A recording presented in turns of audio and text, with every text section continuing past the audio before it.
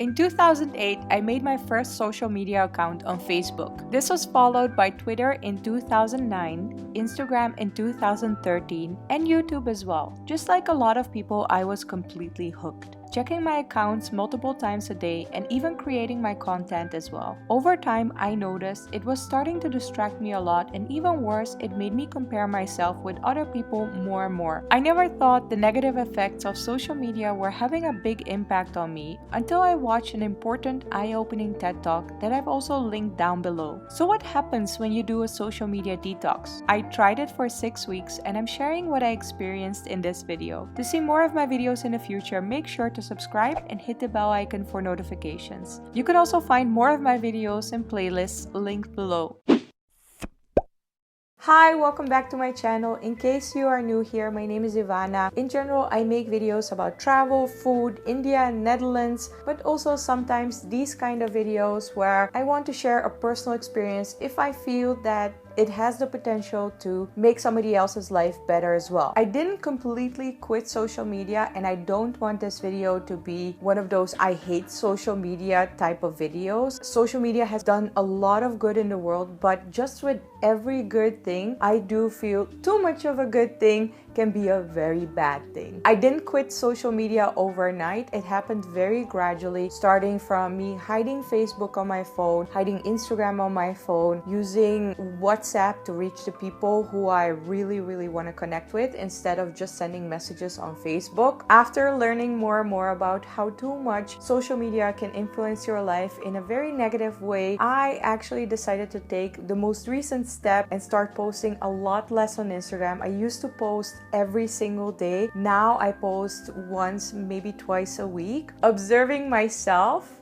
during this less and less social media experiment made me realize that there are 3 main reasons why this is benefiting my life. The 3 main reasons are a lack of satisfaction, a bigger focus on my own life, and 3, a massive increase in concentration. The last one is the main reason why I will keep doing this, because my productivity has increased dramatically, but I'll explain that at the end. Let me start with the first reason, which is a lack of satisfaction. I realized by watching Big Bang Theory that I personally have this craving with finishing things. In case you don't watch Big Bang Theory, let me explain the scenario. There's this character, Sheldon, who is very special. Let's call him like that. In this one episode, his friends all realize that he absolutely cannot stand not finishing something. Therefore, his girlfriend decides to do a couple of exercises with him where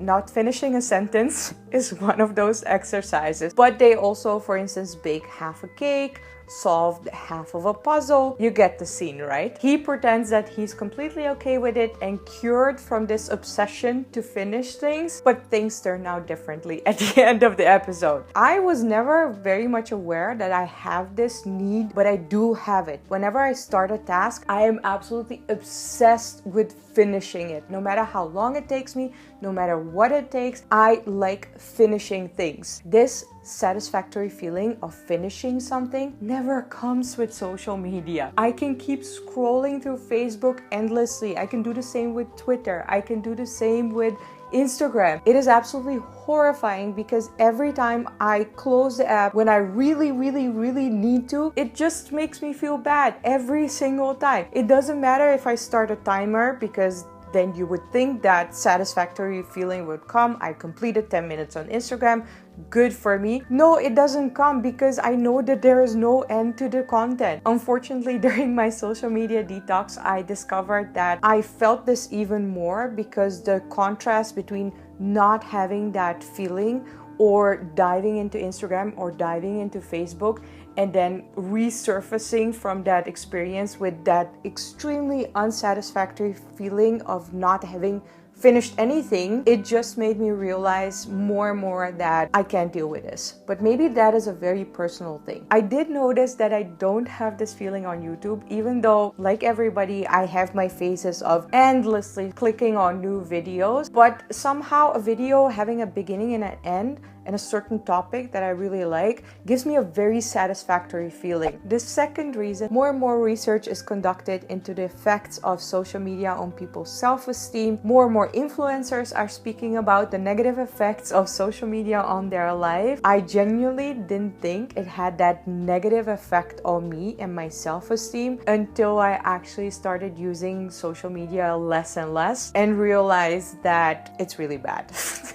People can repeat that social media is a highlight reel a million times over, but when you are stuck in that perfection loop on Instagram, Facebook, or even YouTube, it is very, very hard to come back to reality. Specifically, Instagram, I feel, is such a bubble of perfection where people can, suck in their stomach for that one perfect picture, and it may look like they have the most amazing body ever when that picture might have been taken very early in the morning while they're on a detox and sucking their stomach in. You don't know those things. Again, I don't want to bash Instagram. I really enjoy the platform. I also feel it's a big source of inspiration. However, once I started using less and less Instagram, I noticed that for the first time in a very long time, I started using Instagram in 2013. I started looking at my body without comparing it to other people's bodies on Instagram. Also, it kind of felt that I started to enjoy my food more because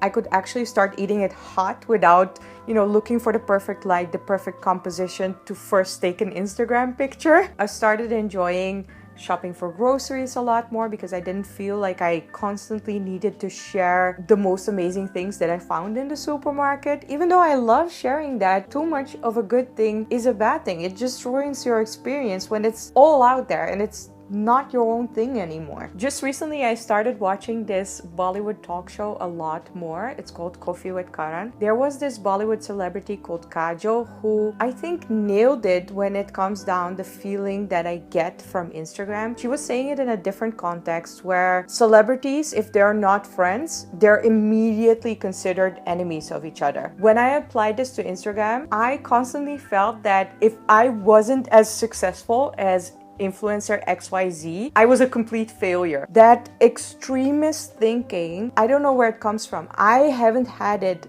that much in my life before. This is the first time I ever noticed that I developed that. It was such a massive discovery for me that I do feel that I need to repeat it again now. I felt that if I am not successful as XYZ influencer, I am a failure. It doesn't make any sense to think like that, but somehow social media did make me feel this way. This also goes for FOMO because whenever I would look on Facebook and see super fun things that my friends were doing, I would feel like I was an antisocial person. What? That extremist thinking is something that I really don't like. By using less and less social media, for the first time in a long time, I shifted my focus from the outside world to my own inside world. I'm seeing my own body and the way it develops when I work out for the first time. I'm not comparing it to other people's bodies. I'm eating my food while it's hot without having the need to make other people drool first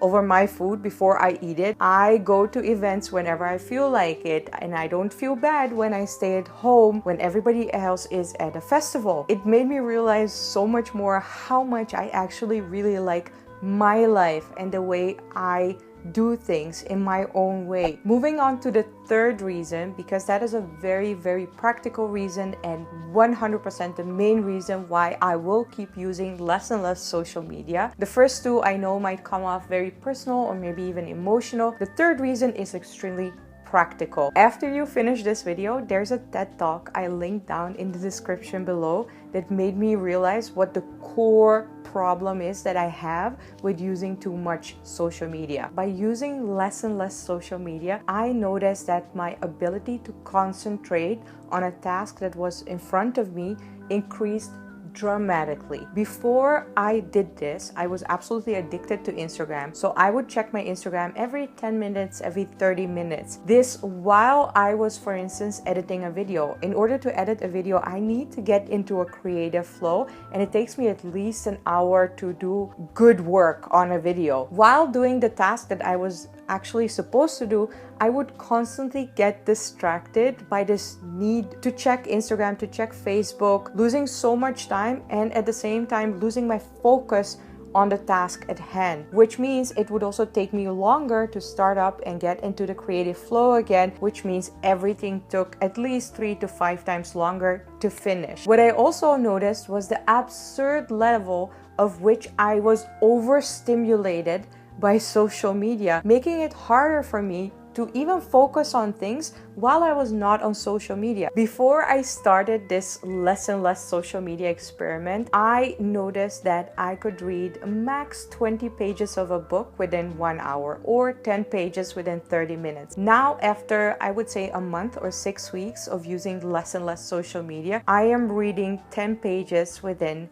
15 minutes. That's such an incredible productivity increase that it's impossible for me to justify to myself why I should go back to the situation before I was using less social media. Another thing I noticed is how much more peaceful I feel. This general feeling of content, peacefulness, enjoying what I'm doing more in the moment, even my work or even now recording a video, without even having one reminder of, oh, I need to check Instagram, oh, I need to check Facebook, oh, I need to check Twitter. Using less and less social media has seriously raised the quality of my life. Of course, I would never completely quit social media. Like I said, the positive effects are really nice. I can keep up with my old friends. I can connect with new people and get inspired and look at beautiful things on Instagram. The reason why you won't hear me mentioning YouTube so much is because I genuinely feel YouTube is a little bit of a different platform, but I can definitely understand if other people feel different that way. It is a very personal feeling. For me, it was also a personal journey discovering which platforms are really causing a problem for me and which are causing less of a problem. But in the end, this whole experiment has